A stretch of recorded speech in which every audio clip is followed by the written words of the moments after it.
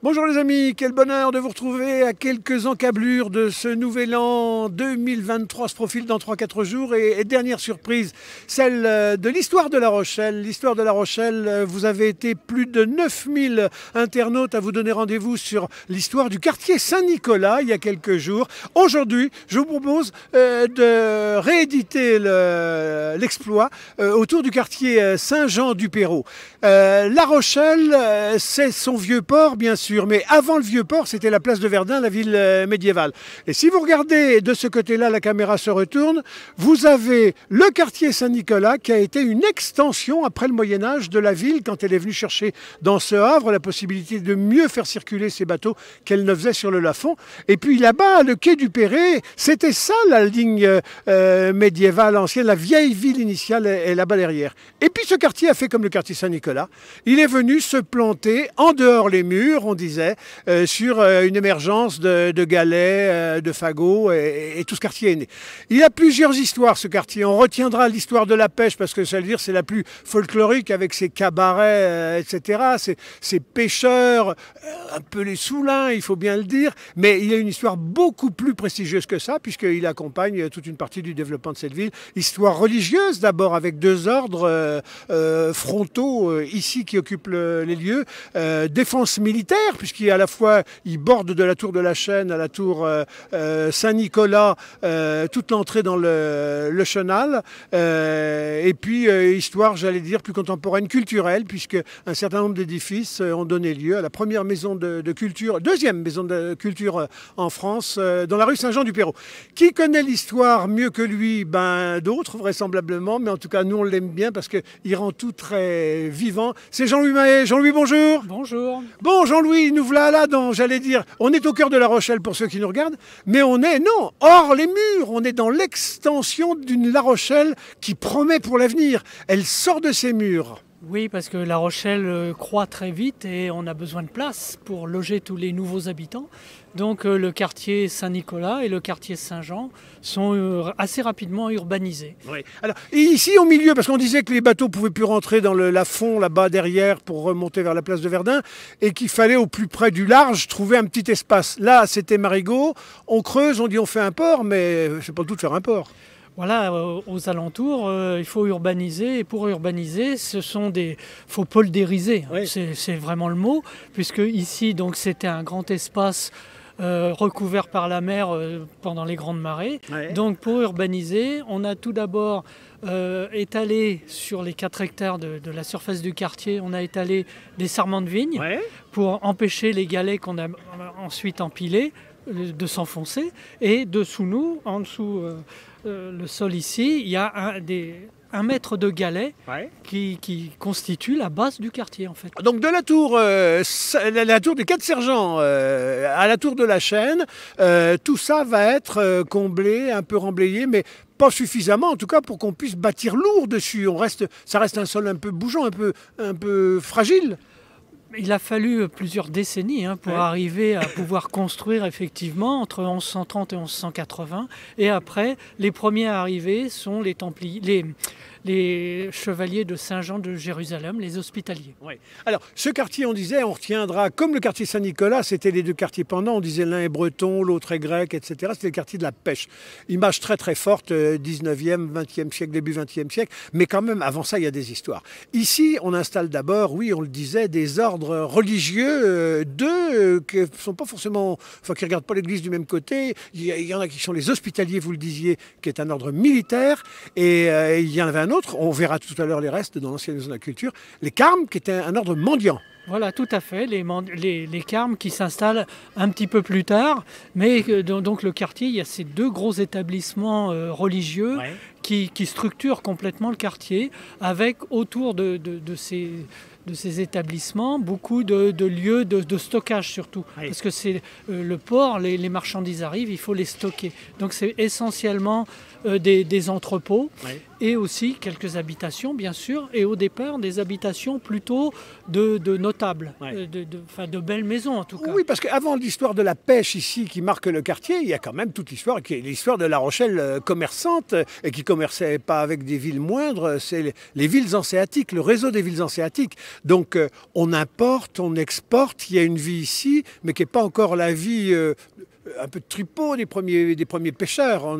C'est chic presque. Alors, peut-être pas, il y a sans doute aussi, parce que ce sont aussi des marins, beaucoup de portefaix, du personnel qui charge, qui décharge les marchandises. Mais évidemment, il n'y a pas seulement le quartier Saint-Jean, tout autour du port. Tout autour du port, on est concerné par cette activité. Oui, parce qu'on dit, l'extension autour de ce havre d'échouage, là, pour les plus gros bateaux, c'est Saint-Nicolas et puis c'est Saint-Jean-du-Perrot. Mais entre les deux, il y a un maillot manquant, c'est Cours des Dames. Le Cours des Dames vient après, enfin même. Alors le Cours des Dames tel qu'il est aujourd'hui, oui, mais il a toujours existé. Sauf qu'il y avait sur ce Cours des Dames, près des quais, il y avait des entrepôts, encore une fois, et une rue. Vraiment, la rue de la Bourserie, elle s'appelait, avant qu'elle soit abattue au début du 19e siècle. Alors, le quartier a été traversé par un certain nombre de rues pour venir de l'ancienne vieille ville médiévale initiale originale jusqu'à ici. Il y a des rues, la rue de la Ballangerie, la rue Verdière, et puis ça distribue des maisons qui sont plus des maisons de résidence. Néanmoins, clin d'œil à l'histoire maritime, Abri du Marin, ici, qui est un des immeubles de la série André, chez un restaurant célèbre. Oui, alors ça c'est un témoignage de l'histoire de la pêche, puisque les notables bien-pensants étaient très inquiets de l'alcoolisme des marins, bretons en particulier, et donc on a créé, par exemple, cet abri du marin qui était pendant les moments de tempête où ceux qui n'habitaient pas à La Rochelle pouvaient avoir une chambre et pouvaient boire aussi. Alors, ce qui est assez amusant, c'est que dans les journaux, quand ça a été créé en 1909, on dit qu'on leur servait des tisanes d'eucalyptus qui avaient un grand succès. Maintenant, doit-on croire les journaux? Je ne sais pas, mais j'en doute un petit peu. Alors, tout le monde connaît maintenant à La Rochelle la rue Saint-Jean-du-Perrot. C'est une des rues référentes en matière de restauration, que vous soyez touriste ou que vous soyez rochelais. On a connu cette rue d'ailleurs un peu plus souillée, parcourue par les bagnoles, en stationnement dans tous les sens. Aujourd'hui, c'est une rue majeure. Regardez, en tout cas, elle peut donner le sentiment, cette rue, quand elle est pleine de touristes, ce qu'était l'agitation de ce quartier, même avant la pêche ici. Alors l'agitation, oui, le public évidemment bien différent et l'ambiance aussi très différente, puisqu'il y avait beaucoup, alors tout ce qui était lié à la pêche, bien sûr, donc il y avait un peu plus loin sur la place, il y avait un dépôt de glace pour les pêcheurs aussi, il y avait des cordiers, il y avait plein d'artisans qui travaillaient autour de la pêche, mais il y avait aussi beaucoup de cafés, et d'ailleurs Georges Simenon, dans ses romans, a souvent dépeint un petit peu l'ambiance qu'il pouvait y avoir dans ces cafés, qui ne sont pas les cafés qu'on peut connaître aujourd'hui, c'était un peu moins distingué. Alors, les immeubles sont enchevêtrés les uns dans les autres. Par exemple, on vient de voir, ça c'est les restes certainement d'une maison à Colomba, j'imagine. Non, sans doute pas. Sans doute pas. Bon, en tout cas, elle est protégée de la pluie, nord-ouest.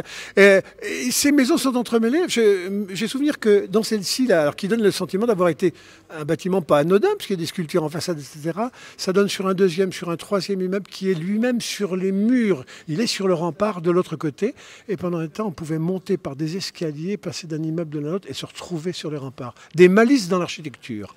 Oui, alors c'est un quartier qui s'est construit un petit peu enchevêtré. Et il y a beaucoup d'ailleurs de constructions du 19e siècle, parce que c'était vraiment un quartier très industrieux, en fait. Non seulement la pêche ici, mais la construction navale sur le côté mer, de l'autre côté, sur l'actuel parking Saint-Jean-d'Acre. Alors, on arrive sur la fameuse rue Saint-Jean-du-Perrot. C'était celle qui, sur toute la longueur de ce nouveau quartier, bâti sur ce perret, zone de pierre. Voilà, Ludo va nous donner une perspective de cette rue Saint-Jean. Elle vient du Mail, là-haut de hors-les-murs, début 20e. Et puis, alors, elle traverse comme ça tout ce quartier. Et là, alors, elle est porteuse d'équipements un peu majeurs. Là, par exemple, on était il y a quelques instants devant l'école d'Or, et mitoyen à elle, un bâtiment, on appelait ça l'évêché. C'est l'évêché encore. Qu'est-ce que ça a été? Qu'est-ce qu'il en reste de l'histoire? Alors en fait, l'école et l'évêché ont été bâtis sur les vestiges de l'ancienne église Saint-Jean, dont il ne reste que le clocher.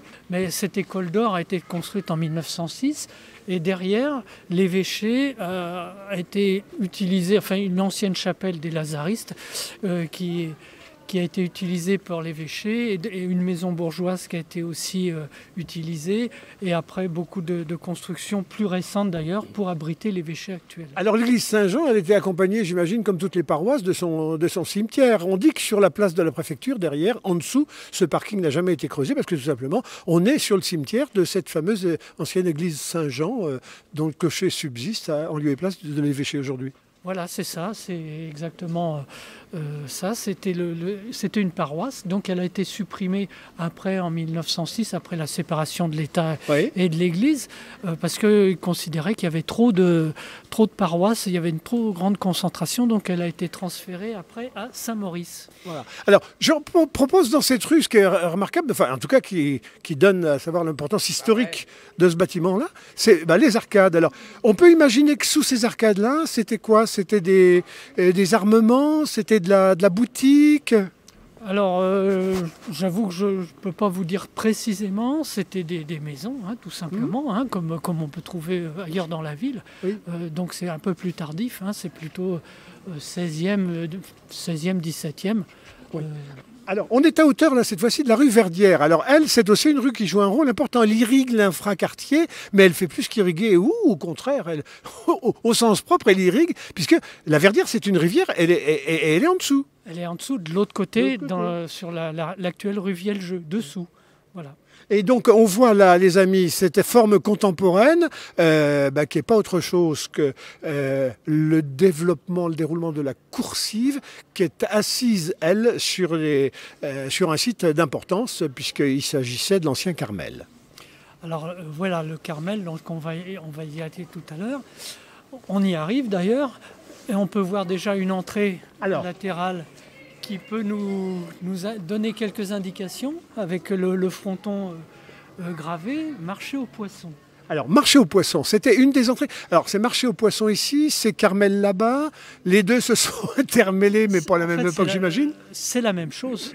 C'est la même chose, parce qu'à l'origine, donc, comme on disait, les Carmes sont venus à La Rochelle. Donc, c'est un ordre mendiant. Un ordre mendiant. Après, il y a eu un événement dramatique très important pour l'histoire du quartier. Une explosion. Voilà, en 1545, il y a eu une explosion de poudre qui était stockée dans une maison. Alors évidemment, c'est un peu incompréhensible, mais il y a eu 120 morts. Et le quartier a été... C'est pas Beyrouth, mais pour l'époque, c'est fort. C'était très très important comme explosion, si bien que le couvent des Carmes a été très endommagé et beaucoup de maisons aussi ont été endommagées. Et ça a vraiment été une rupture dans l'histoire du quartier. Donc après, il y a eu la période protestante de la fin du XVIe siècle. Oui. Les Carmes, bien sûr, sont partis et ils sont revenus qu'après. Mais quand ils sont revenus pour reprendre possession de leur couvent, enfin de ce qu'il en restait, il y a beaucoup de particuliers qui avaient construit des maisons, tout simplement. Donc ils ont eu beaucoup de mal à retrouver leur couvent. Ceci dit, après, ils ont réussi, ils ont fait une chapelle. Et au moment de la Révolution, ils se sont fait définitivement virer de La Rochelle. Oui. Et donc après, ce bâtiment, un peu à l'abandon, a servi à différentes choses sur quelques années. Et en 1847... Oui, parce que la nature a horreur du vide, dès qu'il y a... on squatte, c'était squatté. En gros, c'est ça. Et après, en 1847, la ville a décidé de créer ici un marché aux poissons. Un encan. Alors du coup, c'était monumental. Ailleurs, ça aurait été des baraques en planche. Regardez, c'est monumental. Sauf que ça n'a pas toujours été comme ça. Alors là, on voit bien la date 1897, parce que ce marché aux poissons a marché, si on peut dire, vraiment de façon exponentielle. Et il y avait toujours besoin de faire des travaux pour agrandir. Ouais. Et finalement, la gestion était confiée à un adjudicataire. Mais c'était une tellement bonne affaire que la ville a décidé en 1896 de reprendre la gestion à son compte. D'accord. Et donc on a fait ces travaux qui ont permis de faire l'encan qu'on voit sur les cartes postales anciennes. Voilà. Du Carmel, il reste deux choses. Il reste du coup ce beau porche là donnant sur le Vieux-Port, sur le cours des Dames. Et puis il reste à l'intérieur un bel espace qui était un cloître et qui finalement a été occupé. La cour, c'était une cour en fait à l'origine. Enfin, il y a eu le cloître et puis ça a été une cour avec des halles pour les pêcheurs. Alors au début, effectivement, le marché aux poissons, alors en 1847, je parle, était constitué de simples... Il y avait deux halles, des piliers en bois avec une toiture. Et après, effectivement, quand on a reconstruit, on a fait quelque chose de plus important. L'entrée monumentale, c'était l'entrée de la chapelle, qui a été détruite en 1897 pour se consacrer à la sardine. D'accord. Voilà. Et après, ici, là, il faut imaginer qu'il n'y avait pas le toit, bien sûr. Non, c'était une cour. Voilà, c'était une cour. Ciel ouvert. Et parce que la coursive telle qu'elle est aujourd'hui, les travaux ont été faits entre 1978 et 1982. Mais dans les années 70, ici même, c'était des voitures qui stationnaient. Et oui, on se garait, j'ai vu des images de ça. Voilà. On a trouvé des choses en dessous quand on a creusé le coffre, parce que je sais qu'à un moment, le sol était très instable. Tout à coup, on a buté sur des bouts de rempart, des bouts de... probablement que n'importe comment, le sol est ce qu'il est, comme on l'a expliqué. Riche du passé. Des alluvions, de la vase, stabilisé par des galets. Mais bon. Alors on le disait, la nature a horreur du vide. Quand le bâtiment a été abandonné, il a été squatté, puis il a été surtout squatté par des tas d'activités, mais à caractère noble cette fois-ci, parce que c'est devenu quasiment la halle de sport de La Rochelle. Ici, on a fait de la boxe, on a fait des tas de trucs. Oui, alors quand l'encan a été transféré à l'encan du bassin des Chalutiers, évidemment, c'est devenu une salle municipale des sports avec les principaux sports. C'était le basket qui venait ici. Auparavant, ils étaient à l'extérieur sur le terrain de la Lanterne, au pied de la tour de la Lanterne. Et aussi la boxe. Il y a eu des fameux combats de boxe. D'ailleurs, il y a une photo où on voit Belmondo dans la salle, en train d'encourager les boxeurs, parce qu'il y avait des boxeurs locaux talentueux ici. Alors, sur ce quartier, Jean-Louis Saint-Jean-du-Perrot, on le disait, il y avait des activités à l'intérieur, liées à la pêche, etc. Mais il y a bien un endroit où il fallait réparer les bateaux, parce que les bateaux, on les construit, il faut aussi les réparer. Quand les gens voient les Francopholies aujourd'hui, ils ont conscience que toute cette zone-là, qui est ce parking, était la zone de travail de Saint-Jean-du-Perrot. Oui, alors c'était les chantiers navals, le chantier de construction, comme on les appelait, qui ont été créés là à partir de la fin du XVIIIe siècle, mais donc le parking est relativement récent, puisqu'il date de 1900. À partir de 1973, on a supprimé ces chantiers de construction et on a créé ce grand parking au pied de la tour. Je vous proposais qu'on approche du terme de cette émission, qu'on voit ce dernier vestige qui avait été gardé et auquel tout le reste s'accroche, toutes les histoires finalement de ce bâtiment, et en tout cas de l'Ordre des Carmes, s'accrochent. Oui, alors évidemment, comme vous disiez tout à l'heure, on a toujours l'idée de la pêche à La Rochelle, mais ce bâtiment est un peu le témoin de l'évolution du quartier depuis l'origine quasiment, puisque de couvent, c'est devenu après un marché aux poissons et après une salle de sport et puis maintenant un lieu de culture. Ouais. Et puis là, tout le long, longé par la rue des Carmes, que bien des noctambules rochelais, des générations passées, etc., ça aurait pu s'appeler la rue des Carmagnols, en tout cas, tellement, et c'est un lieu de vie. Je vais vous montrer quand même, les amis, si vous voulez poursuivre cette belle histoire de La Rochelle, ce livre, merci Olivier, voilà, ce livre que vous avez signé, vous, Jean-Louis Mahé, avec... Michael Augeron. Avec Michael Augeron et qui relate toute l'histoire de La Rochelle. Et puis si vous trouvez ça trop long, il y a même, regardez, une version des versions... Il y a une version, tout public, beaucoup plus légère, mais très précise quand même. Et un second volume, La Rochelle mystérieuse, qui en fait, ce sont chronologiquement des anecdotes dont l'explosion dont on a parlé de 1545, qui jusqu'à nos jours, des anecdotes connues ou inconnues. Voilà. Alors, il y a un restaurant qui intrigue, on finit sur ça, qui intrigue toujours les gens quand ils passent dans la rue, ils disent « Ah oui, tu vois, toute l'histoire est là ». C'est le restaurant des 4 Sergents avec cette belle serre, les gens pensent que forcément ça occupe une place historique d'importance dans l'histoire de la rue. Que nenni, une fantaisie d'architecte, assez réussie ma foi, mais rien à voir avec l'histoire. Alors non, puisque au cours du XXe siècle, c'était comme dans le quartier beaucoup un marailleur qui était là. Et après, il y a eu effectivement une serre en 1960 où il y avait des bananiers dessous. Ouais. Et le restaurant ouvert en 1975 seulement. Voilà. L'histoire de la mer continue à La Rochelle. Cette ville s'accroche chaque fois à chaque élan donné par son temps. Quand l'industrie, la révolution industrielle arrive, l'acier, le charbon, etc., c'est tout un nouveau port qui se déploie au bassin des chalutiers pour faire face aux besoins modernes de la marine à l'époque, de la pêche en particulier. Et tout un quartier s'y est déployé. Ensuite, les loisirs, les années 70, le nautisme pour tous, un port de plaisance, 3000 anneaux, donne lieu à la création du quartier des Minimes. Encore une ailette supplémentaire dans l'urbanisme de La Rochelle se constitue. C'est toujours autour de la mer que ça se passe. Heureusement qu'on a les historiens pour ne jamais oublier les maillons d'avant, car il n'y aura pas les maillons d'après s'il n'y a pas les maillons d'avant. Jean-Louis, grand merci. Eh bien, merci à vous. Quelle prochaine surprise vous nous réservez? Ah bah, c'est vous qui allez me le dire. Bon, bah écoutez, on va en discuter autour de, j'allais dire d'un vin chaud, mais alors je peux vous dire que la température est plus que clémente, les amis, on ira voir les gens se baigner, mais ça va être quasiment des bains d'été, là, c'est plus des vins d'hiver dans le froid. Les banquisards, oui, bientôt, oui, très bientôt. Bien, merci à vous tous les amis, en tout cas très très bientôt, heureux du plaisir que vous avez à nous suivre de plus en plus nombreux sur Onis TV. Allez, on vous embrasse, bonne année, mais on se retrouvera avant. À bientôt. À bientôt.